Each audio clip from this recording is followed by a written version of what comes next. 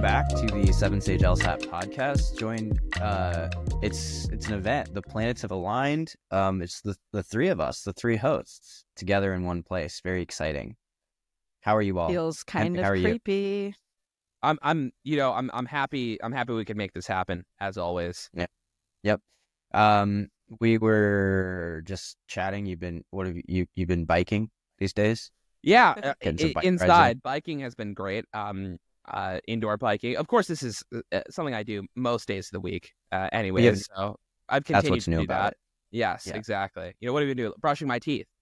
Evidently, I've been doing that for the past couple of years too. So, Sure. but yeah, I still have been up to that. That's what's going on with me. What do you mean by a couple? Let's not get into the details here, Bailey. You're somewhere cool. Yeah, where are you? We already Good segue. I'm in. I hope people get that reference. That's that's a test to see if you've listened to other podcasts. Yeah. I'm in Argentina. I'm living it up. Lots of good food. We were just talking about the steak. Delicious. What else do they have here? Spanish. Fun things. Do you know why it's called Argentina? I have no idea. Do you? I have no idea. I don't know. Like, what is that? What is the etymology I don't know if it of means Argentina? anything. I actually I've never know heard of why it. We should most Google. places. I don't know why most places are called what they're called. America. True. After, say it with me, Amerigo Vespucci. Person. Yep. Yeah, Amerigo Vespucci. Other than that, most countries not really sure. Okay. Let's transition from the geography section to the LSAT portion of the podcast. Today, we're calling what to expect when you're expecting to take the LSAT. Of course. So we're kind of structuring this for people. It's sort of an interesting time in the cycle. Most people, it's like the end of one cycle we're approaching, and there's a sort of lull before we get into the busy season as people are really getting into it in the spring and summer, particularly the summer. So if you're at the beginning of your prep, this is kind of just a little bit of primer on what you can expect, because there's a lot of misconceptions people have about this test, how long it will take, how difficult it will be, all sorts of things. We'll dispel each and every one of those. Before we start, you already know. Wait, before we start, I just want to talk about a phrase I heard that was really good. You were talking about ends and beginnings. And just, to impart some non-LSAT, try to work this into your vocabulary, because, whenever I hear something fun, I like to work it in. It's not the beginning of the end, but it might be the end of the beginning. Wow. Anyway, it's not the beginning of the end. It's the but end. It might be the end of the beginning. Okay, I had to let that sink in. It's like we haven't reached that pivotal moment where it crosses over, kind of. Yeah. Well, there's a midpoint to it, ostensibly. Yeah, a lot to think about. Tell us what you think. Right in. We are starting a new segment called the LSAT Doctor. We'll probably be tagging them onto podcasts. In fact, why don't we just do that to this one? We'll do that on this. Yeah, why not? Amazing. Sure. Should we? Amazing. Yeah. Let's do it. Yeah, let's do it. So we're gonna include one of those on this podcast. So after we're done chatting about what to expect when in fact you're expecting to take the LSAT, you will hear a new segment, the LSAT Doctor, where Bailey, I'm sort of there in the background, chats with a favorite student. We don't have favorites. A student we love, but that could be anyone. That's all students. From our live sessions, YB, and she poses a question. We diagnose it, and we prescribe a solution. And if you'd like to appear on one of those segments, first of all, we're going to be rolling that out as a live session, the LSAT Doctor. So you can come pose your questions, get diagnosed, get in tip-top shape. Or also do it if you're okay doing it in front of the world. Then you can email us podcast@7sage.com, and we can do it. We can do it on video on the podcast. Yes. If you're feeling 40 milligrams of extended release knowledge for everyone. Exactly. Extended release. Absolutely. Yes. So that's something to Insane. look forward to at the end. But let's get started. Bailey, what were you expecting when you were expecting to take the LSAT? Ah, yes. You know, I'm a good person to ask for this. I was expecting a short, quick, happy experience where I was already really good at the test and it really didn't take much out of me to study for it. And goodness was my real experience the opposite. Henry, So what were you expecting? Yeah.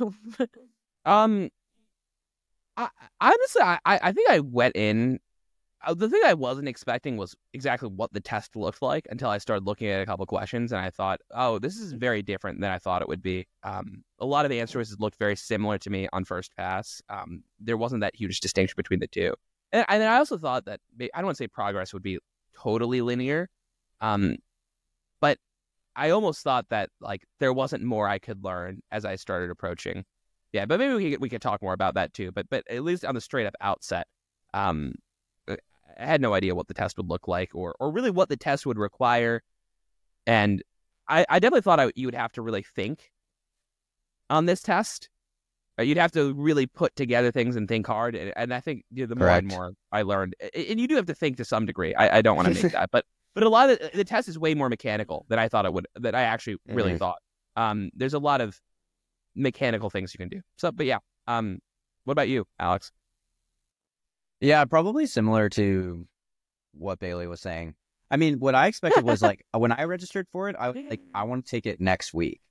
Right, like, same. I was literally like, I want to be done with this. I registered for the next test on the last day of the registration. Well, also, this was like I couldn't register for it. There was one test left, and it was in the spring.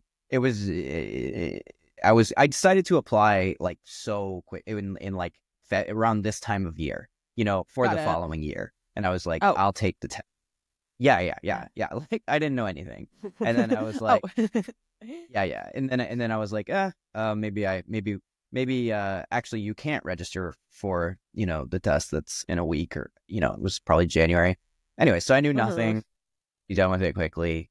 I didn't have a very consistent study plan, so I went up and then stopped studying, and things like what as Isaac Newton says, things that go up must come down. I don't know if he said that. Yes, sixth law. I feel like that is a direct quote. You could apply his findings and reach a similar conclusion. So first things first, I think it's going to take longer than you think it is. This is something that sort of you can identify as a through line. I think Henry, I mean, maybe you didn't have that as yours, but like for the most part, I think people greatly underestimate how long this will take. I mean, I expected it to take all of 2 weeks, and it took longer than that. Yeah, what do you guys encounter in students and classes and tutoring?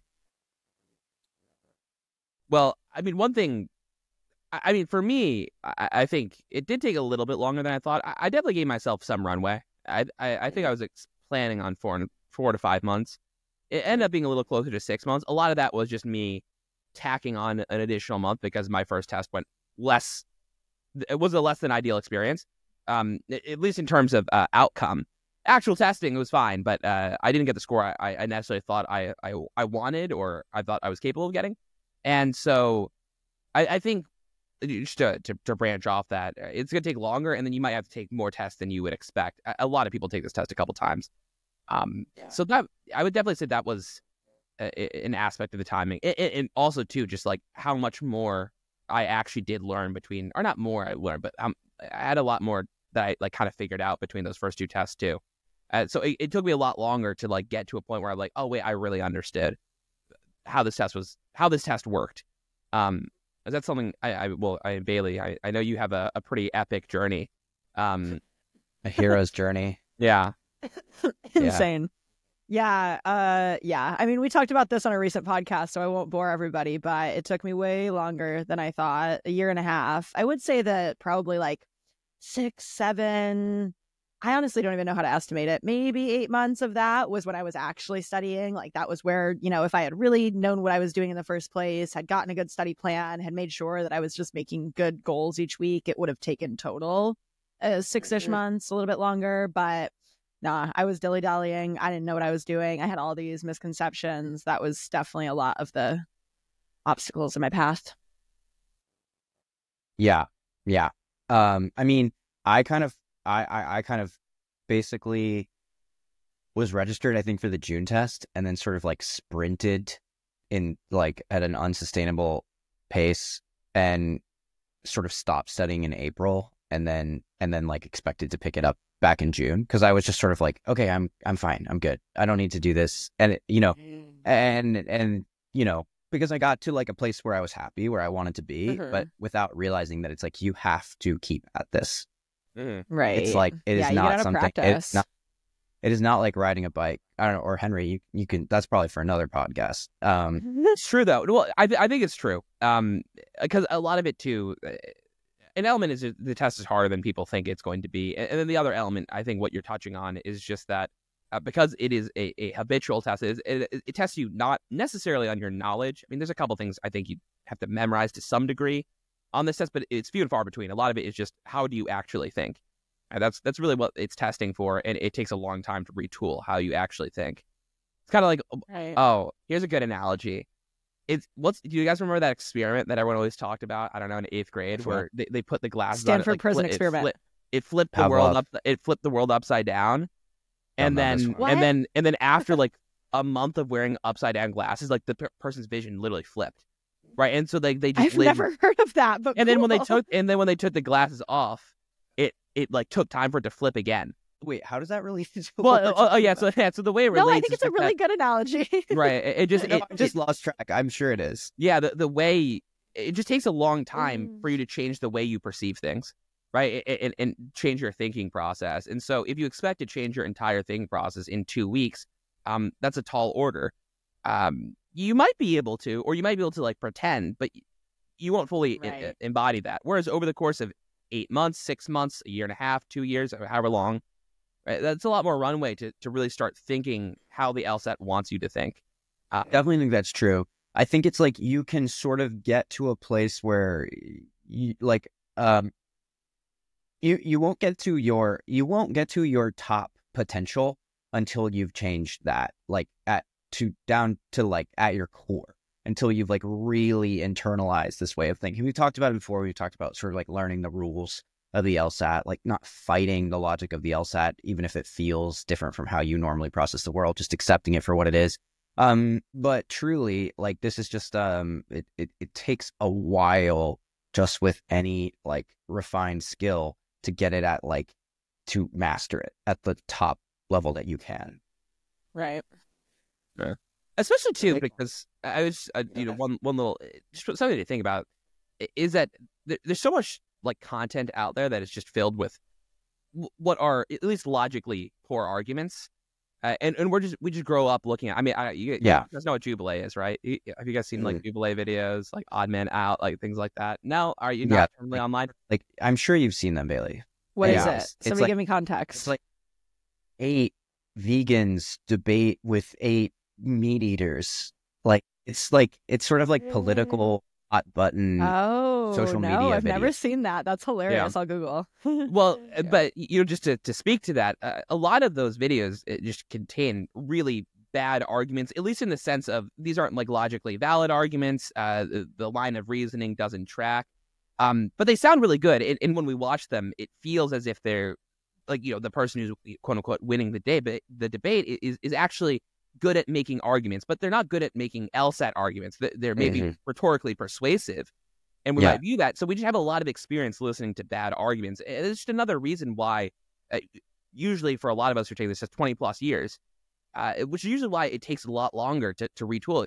You want to look at a video, right? I mean, how often do we hear an argument where, we dig up some person says something, we dig up some person's tweet, and it turns out they're a hypocrite.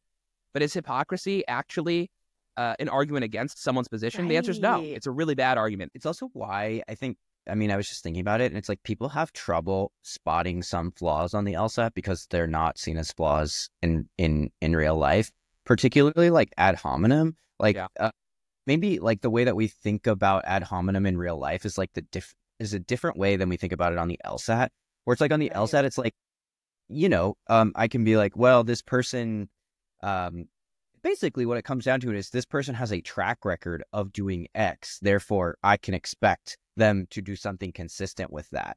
And that doesn't seem that flawed in the real world. That seems, but the LSAT deals in like certainties, and that isn't a certainty. It's not a valid argument. But in a debate like the ones we're talking about, or just, a debate on the street, like, that's fine. And it's honestly like a valid or useful way of thinking in some cases. Like, we've developed our own barometer of like where that's appropriate or where it isn't. But on the LSAT, like, full stop, like, I can't just say, well, this person has done X, so they're definitely going to do Y, which seems consistent with X. Like, that's just not, that doesn't hold water, True. By the way, all this talk about just like how you're going to have to change your reasoning, I think comes back to another point that we were going to make, that like, it's going to feel tough to get the questions wrong at first, right? Like, you're, dare I say, going to feel a little bit dumb during this. At least I did. Maybe you won't. But I definitely started just telling myself that I was really stupid every question that I missed.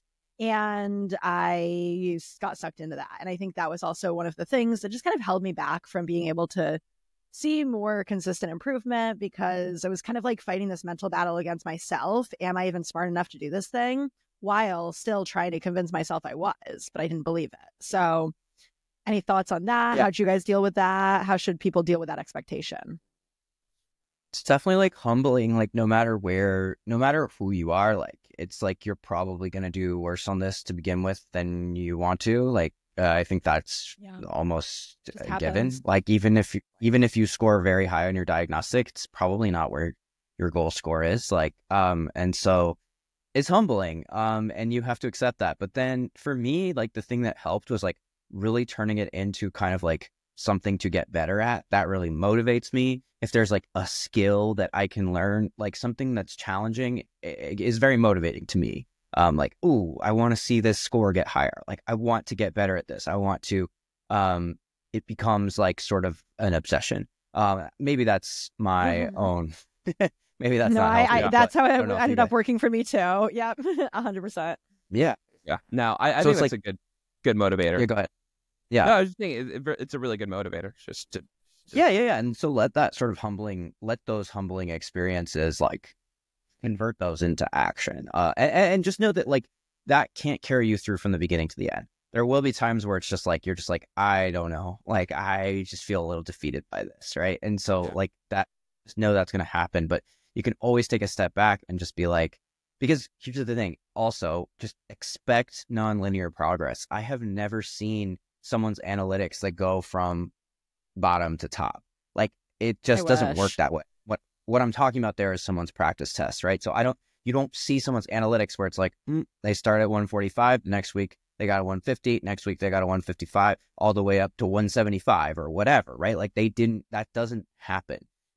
People get from that score to that score. People get from 145 to the 170s, but it doesn't just go, it just isn't linear. It is up and down. It is jagged with a trend line that goes up when you average it out. But so you have to expect that. You have to know everyone thinks that their analytics don't look like anyone else's. Like, listen, everybody's looks so similar, but they all are similar on a straight line from beginning to end. So just know that and take the long view. Yeah. Just to bounce off of the idea of how you're gonna feel stupid, or maybe not stupid. You might feel as though like, oh, you don't know anything. And something I would just argue is like to fight against the inclination that there's a very complicated solution to this problem or to any particular problem. And this ties back to what we were mentioning a little bit earlier. It's just that often even very difficult problems have a pretty elegant and straightforward way of getting to the right answer. You don't have to be a rocket scientist to know. You just have to think a certain way. And so if you find yourself in a place where you are like, oh man, this question's so difficult, I'll never be able to get this right, it's like, that's probably not true. You might have to go back to the fundamentals. Maybe you're not seeing how this question lines up with the fundamentals, or you're a little bit shaky on the fundamentals. But just to avoid being in a place where you start tanking and thinking as if every question is something that you really need to, I don't want to say it's like understand or think about, but you have to be some sort of genius to get the question right. You definitely don't. This test is very straight, or the vast majority of questions on this test are very straightforward if you know what to look for and if you have a good process. And so just being cognizant of that and being cognizant of like, am I thinking about this question really, really deeply in every little nuance, or am I seeing overall structure, overall patterns? I don't know. It's just the one thing I want to add is to avoid thinking you have to be a genius for this. You don't have to be a genius. You have to study for sure, but it doesn't require some, like, I don't know, deep level neuroscience. Maybe it does. I don't know. Totally agree. No, it absolutely doesn't. No, it doesn't. I don't know. Yeah, I definitely doesn't. We can confirm. Yeah. No, that's so true.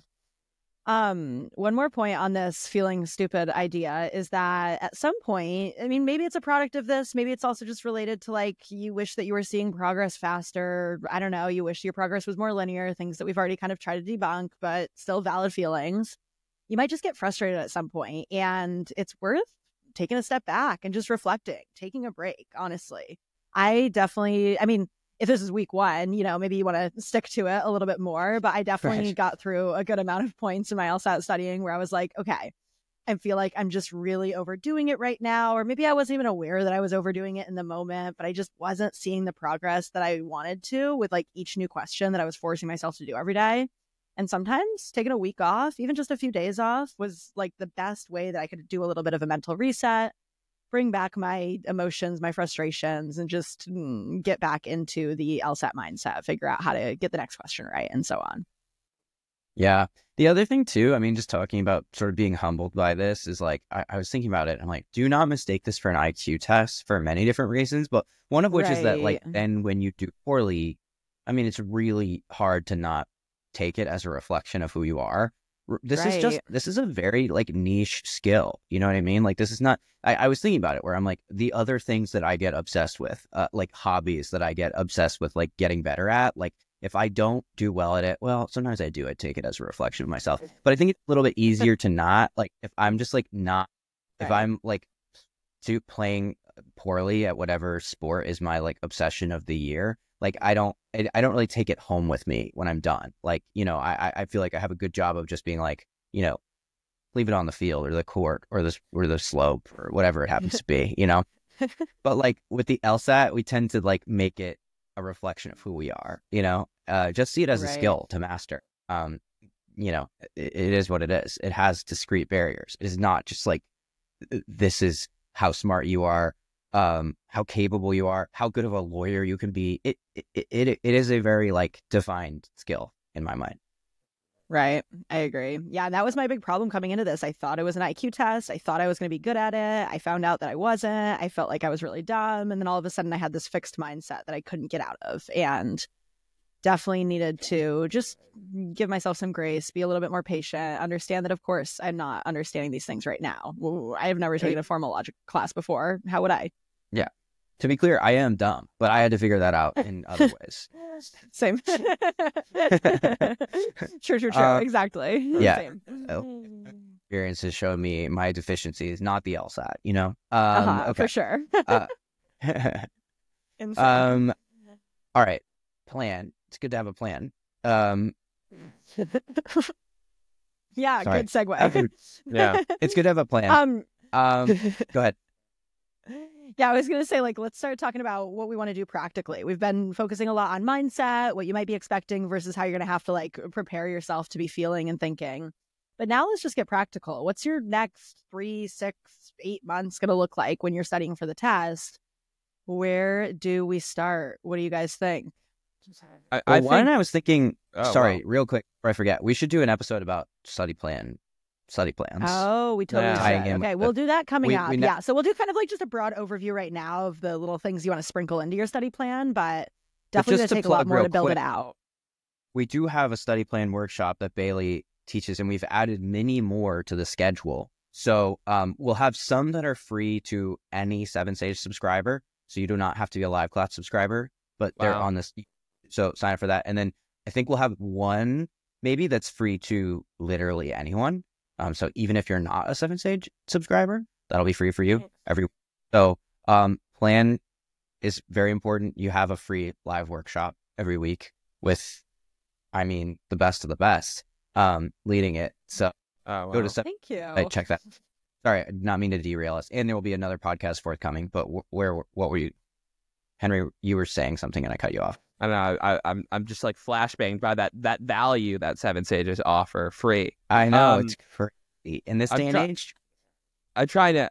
Okay. Oh, yes. We were talking about before you go and make a study plan with 7Sage's best and brightest.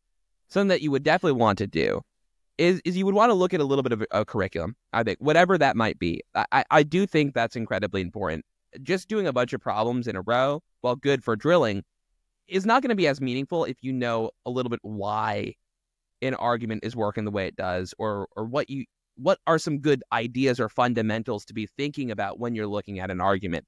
It's going to be so much more helpful. I encounter a lot of people who are studying and they're stuck, and they have no concept of any curriculum. I mean, whether or not it's 7Sages or any other service, they haven't done that.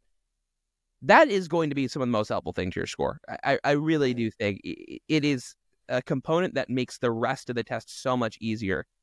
And so I do think you would want to start with a type of curriculum. Now, there's free curriculum out there too. I think there Khan Academy, right? Isn't Khan Academy free? I don't know. Yeah, I think they might have transferred it over to Law Hub.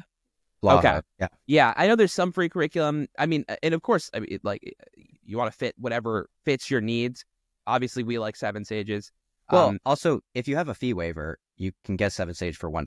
So if you have a fee waiver, exactly. If it's a problem of cost, I'm right there with you. I'm a fee waiver person. Come, give us your fee waiver. We will give you.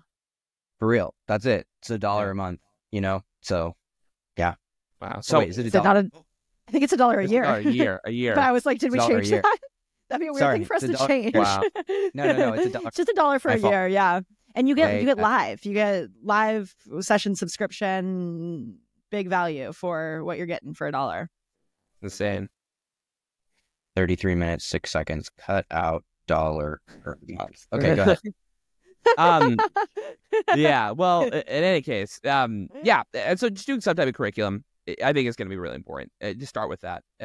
You'll save. Not only will you save maybe some money just in terms of the amount of LSAT takes you'll have to do. You'll save a lot of time, because what you'll inevitably probably do is you'll do a bunch of problems and you'll go and do a curriculum anyways. Just start with the curriculum first. You're just like it's gonna happen. No, that's a great point. Like, so many people listen. There's people who there's so many people who take this test in like not ideal ways, and whatever, they don't get the ideal score, and whatever, their lives unfold in ways that are ultimately, it's not the end of the world, I guess is what I'm trying. But a lot of people who do reach the top of their potential, like where they could get to, it's like most of them do a core curriculum, a comprehensive curriculum. The question is, like, do they do that at the beginning, or do they do that after sort of messing around for a few months and trying to do things a different way? If you want to get to your top score, chances are you are going to do a comprehensive curriculum. It's the best use of your time to do that right away, or, you can do it whenever. It's just, you're going to be sort of spinning your wheels to a certain extent until you do that, in my opinion. Right. And if you need proof, if you need to hear from somebody who learned it the hard way, go listen to my podcast, the podcast about what not to do. What not to do, Bailey's story. We love that episode title. Yeah, a very special episode of the 7Sage LSAT podcast. I think along with that, so this is going to be a longer journey than many people expect, and a good way to keep things fresh is to vary your schedule. So to have, we talk about it a lot, but it's like you just shouldn't do the same thing. It's just like you don't want to eat the same thing. I am okay eating the same thing every day, but I was going to say that's funny for you to say, because you literally eat the same thing every day. Really? What's your go-to? I don't even know what you eat. I'm just okay eating sort of like a stir fry, just sort of like a healthy kind of chicken, veggies, brown rice situation for most meals. And it doesn't mean I don't have an adventurous palate, because I do like eating a lot of different things. Henry and I had some various meals together. Oh, incredibly adventurous. Yeah. I'm trying to, yeah. In when we on our travels. Do you have an example of one of your adventurous meals? Now I just want to know. Wow, maybe we can make it the thumbnail. Should we make it the? I've got a great picture of Alex eating something very adventurous. Yeah. I do remember though something that when I first met Alex, he was like, "Yeah, I don't drink coffee. I just do a no-dose pill or a caffeine pill in the morning." I'm like, "Dude, that's hardcore." Half a pill in the morning. Half a pill. Coffee, and then he takes it's 100 milligrams the 100 milligrams of caffeine, like a tall Starbucks coffee has like 250 milligrams caffeine. It's like less than a tall Starbucks coffee. Well, no, I just think it's hardcore because like I just like drinking coffee. I just like drinking coffee. I'm like, wow, that's crazy. You're right to the point. The typical cup of coffee has like around 80 to 100 milligrams, but I found this out yesterday. Like a tall Starbucks medium roast has like 200 something milligrams in it. It's extremely caffeinated. Tall, smallest one. Yeah. That's insane. Anyway. Oh my God. Okay. So back to, if you, unlike me, do not want to eat the same meal every day, vary your schedule, do different drills, build it. This is another thing that you can get from the study plan workshop, to be honest. So not to spoil, but like build in some variety. Once you're through with that core curriculum, you're going to want to do 1 PT a week, do targeted drills, build in some time for review, full sections, make sure you're doing timed drills, untimed drills, a wrong answer journal, build in live sessions along the way, your own study groups. These all create variety and they make this test less tedious, less of a drag. Like doing stuff on your own and then in a Zoom room with other people, whether that's in a live session or in your own study group, is going to make it's going to make it so much easier. So these things are all very important. I don't know if either of you have anything to add on that. Totally agree. Wow. Great. Well, I have so much to add, honestly, but it's all in the study plan workshop. So I'm trying to hold myself back right now. Come to that class. Yeah. I will tell you exactly how to cater those things to your own to your own weaknesses, to your own strengths, and also how to make those small reachable goals every week, because your job is going to be creating goals, planning out your week to be able to meet those goals, checking in on whether or not you met those goals with your next PT, and a lot of rinsing and repeating. So we'll talk about that. We'll get there when we get there. But first things first, start with the core curriculum. And I would just, by the way, I don't know if we mentioned this, I would rip up the Band-Aid. I would take a cold hard diagnostic. Why not? If you're really nervous about it, maybe do a little bit of the curriculum first, but no reason that you have to. You just want to see where you're at in the first place. Honestly, don't. There's so many people who are like, oh, I don't want to take the diagnostic yet because I'm not ready. I don't know these things. It's like that. But then what ends up happening, you don't take it for months also. People don't. The whole point of the test is just to do it. It gives you familiarity. It gives you a baseline, all these things. Like the sooner you do it, the better, in my opinion. Right. And I can't stress enough how much it does not tell you about your ceiling for improvement on this exam. Like, it just tells me where you're at in the first place, does not tell me that, oh no, you're never going to be able to improve more than like 20 points from that. If you've ever heard that anywhere, that is just not true. You can go anywhere. It's just going to be a matter of time and a matter of rethinking, figuring out how to restructure your thinking. Totally. I think that's good. Yeah. I think we covered a lot of ground. Anything else to expect when you're expecting to take the LSAT? To expect when you're expecting. The journey of a lifetime, I would say. No, honestly, expect you do learn something. I've said this before, but you really do learn a lot of things that translate into the rest of your life. No, I mean, that's true. Like these logical principles really helps, but also just like learning about how you study best, learning about like seeing something like this through from beginning to end, like it's rewarding and it shows you like, all these things are going to serve you in law school as a lawyer. You are going to come out of this like the better for it. Not just in terms of your score. So I do sincerely believe that. Awesome. I agree. Stay tuned. Now we're going to do the LSAT. I have one more thing. I'm so sorry. My last thing, it was lagging a little bit. So that's why it was extra awkward. I just think that you might want to expect to have a little bit of fun. I wouldn't expect to have all the fun in the world because you might be a little bit disappointed, but I had a little bit of fun by the end of it. If you make yourself, I think you can end up just enjoying, at the very least, getting good at this test, and you will get good at this test as long as you stick to it. And if you really enjoy it, hit us up. We got a job for you. So that is true. 7Sage. So that is so true. Yeah. Now stay tuned for the first segment of the LSAT Doctor. Now the LSAT Doctor's over. Now it's over. Okay. Wow. That was so wise. Great segment. Yeah, what a great segment. There's more of that to come. Please interact with us on YouTube, on our socials. We will respond there. If you have questions, if you want to come on to any of these various segments, please let us know. Or you can reach us via email, podcast@7sage.com. But no one ever does that. So you can do that in theory. No one does. But Everyone has free will. Can does not mean will. Exactly. As we all know. True. That's something you got to learn the hard way from the LSAT. Yeah. Ask questions on YouTube. Ask your questions on Instagram. We will respond there. We meaning me. Okay. That's all. Bye. And if they don't respond, you know who it is. I was about to say it. Maybe that's why we're not getting any emails, right? No. Okay. All right. Bye. Ta-ta. Bye. The LSAT Doctor is back for another appointment. We're here with our favorite student, YB. Live session fixture. You have a question for us? We're gonna diagnose. A million questions. Yeah. A million. We'll make time for it. Let's start with one, and we'll work our way up from there. What seems to be the problem right now? How can we help you today? The biggest challenge so far, RC, time constraint. We only have 35 minutes per section, and I find it a real struggle getting to the fourth passage if I don't rush through the first three.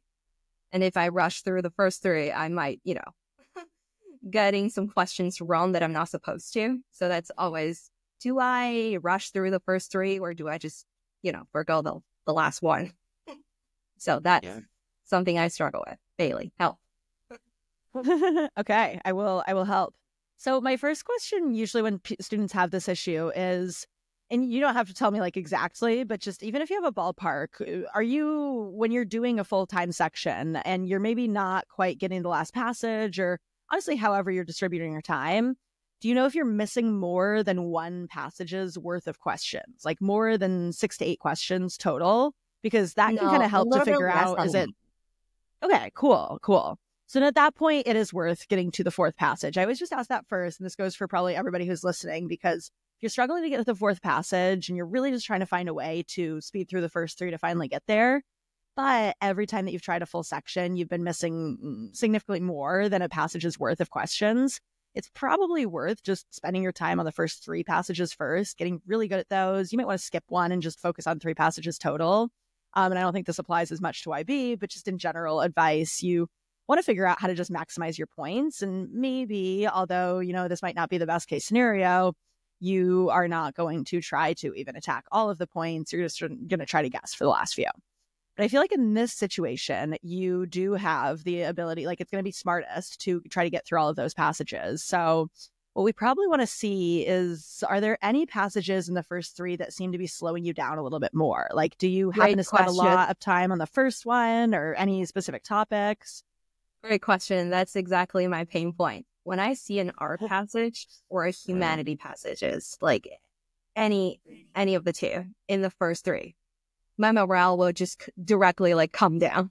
So that's probably that's a big factor. If, the first 3 are, non-art, non-humanities passages, I'm perfectly happy, and I'm really, really confident as I go through and really flying through the questions, everything perfect.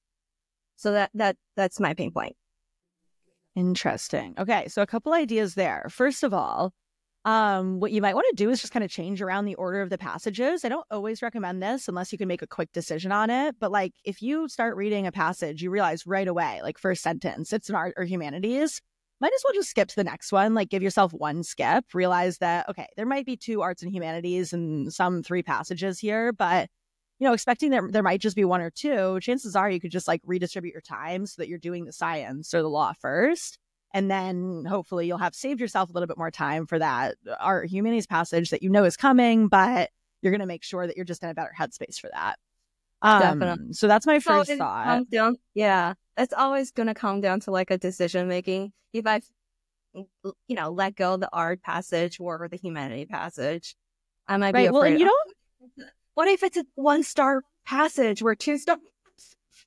And what I'm thinking there is you don't have to let go of it. It's not like you're foregoing those points forever. What I'm thinking is you just want to redistribute your time so that you still try to get through the first 3 at a good pace, but then you save yourself about 10 minutes for the last passage, which I'll talk through timing to make sure that you can just keep moving along at a good pace. But I try to save myself 10 minutes for the last passage. And if I'm to redistribute my time, I was the opposite of you. I sometimes would just be scared about the science passage. So I'd save that till the end. And then I'd be like, okay, cool. Even if it's a 1-star science, I got 10 minutes for it. I'm going to be fine. I'm going to even maybe have time to go back and double check my answers for the other questions. Oh, that's a really good point. Yeah, definitely. Leave whatever that I think is going to be the hardest, like 10 minutes.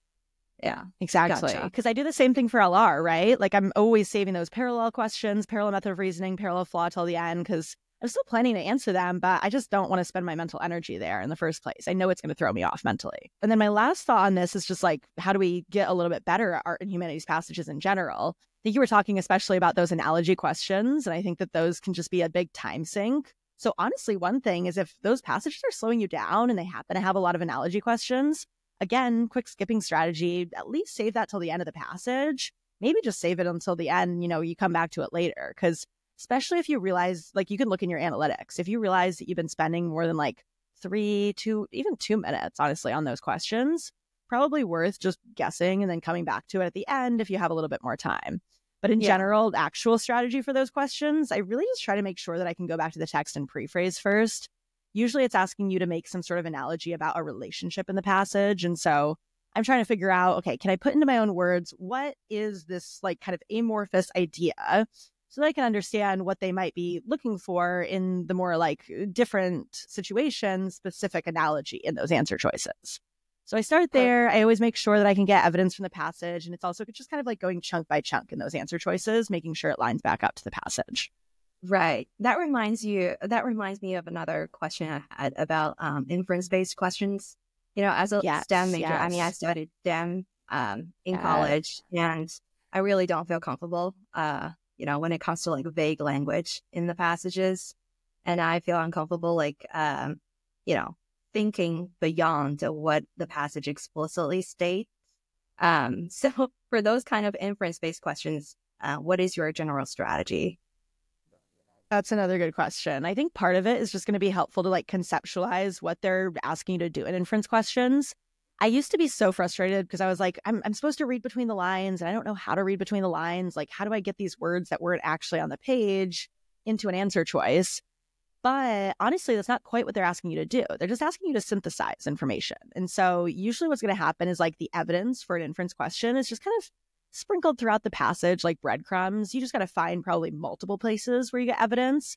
But the nice thing is there's always evidence. Like, in fact, how I got better at inference questions was I just started making myself highlight the multiple places in the passage where I'm going to get my evidence, kind of turn it into more of like a science-based, okay, let me just go back and find my evidence.